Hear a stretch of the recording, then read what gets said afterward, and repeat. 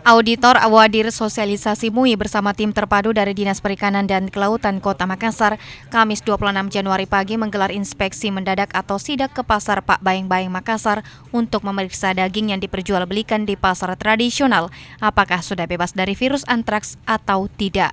Kadar pH daging diperiksa untuk memastikan keamanan dan kelayakan konsumsi yang dibuktikan dengan pemeriksaan langsung di lab mini yang disiapkan oleh Dinas Perikanan dan Kelautan.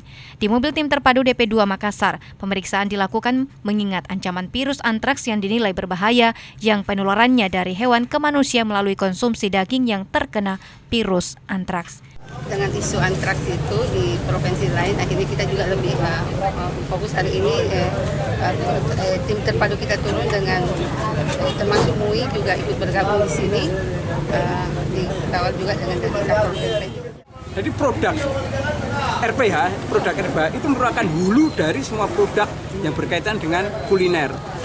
Tadi saya katakan bahwa pusat Sulawesi Selatan ini kulinernya adalah berbasis dari daging.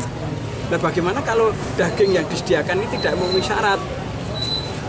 Nah, ini maka saya sangat mengapresiasi betul ini dari DP2 ini untuk mengadakan hal seperti ini. Dan kalau bisa ini tidak hanya kasus antraks saja yang sedang muncul ya, tetapi bisa dilakukan setiap saat.